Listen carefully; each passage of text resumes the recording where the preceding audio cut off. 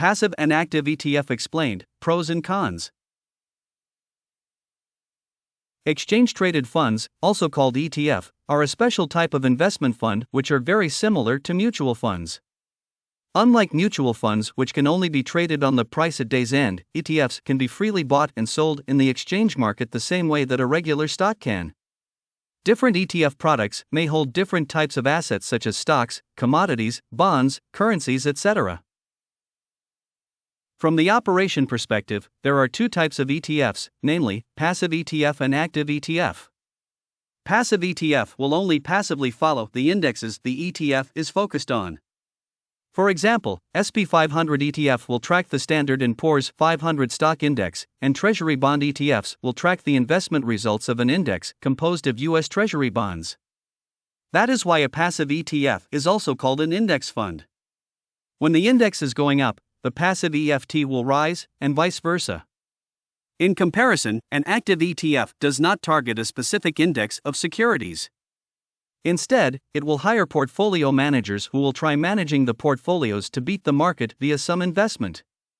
Those portfolio managers will make decisions about which securities to include in the portfolio and when to buy or sell them. Nowadays, active ETF only accounts for a small percentage, roughly about 2% of the funds in a total of $3.9 billion ETF industry. It indicates that around 98% of the ETF products are passive ones. Compared with active ETF, one big advantage of passive ETFs is their low cost. Usually the passive ETFs can have management fees as low as 0.15% to 0.2%, while actively managed ETFs will have management fees between 0.45% to 0.85%. It looks like a small difference. However, for investors who have millions of dollars of investments for a long term, the final difference will also be huge. Another advantage of the passive funds is that, compared with those actively managed funds, they may have some tax benefits. Since passive ETFs will simply follow the index they use as their benchmark. So, most of the time, the fund will usually use the buy and hold strategy, which doesn't typically result in a massive capital gains tax for the year.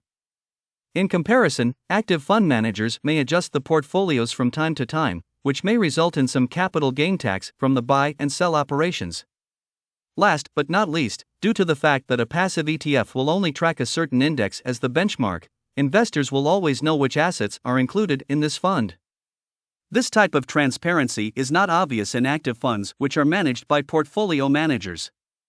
Regarding the disadvantage, the most obvious one is that the return might be less than those active funds. Passive funds will never beat the market because the index they follow up is actually the average benchmark of the market. In comparison, the managers of some active funds may bring bigger returns in a short term. They can also use some techniques such as hedging to lower the risks. Compared with the passive funds, the advantage of the active ETFs is that they usually have a quick response to the market changes.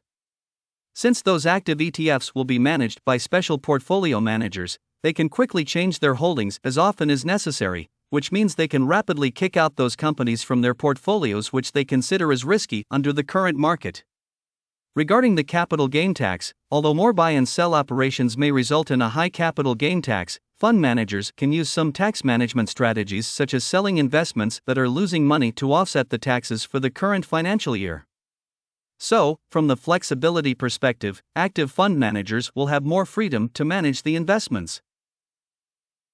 In summary, for an investor, whether they should choose actively managed ETFs or passive ETFs to the portfolio will depend on their financial goals and risk tolerance. One interesting thing is that, for stable long-term returns, on average, passive funds will perform better than most of the actively managed funds, even in some periods marked by unpredictability and economic uncertainty, such as the Great Recession or the year of 2020.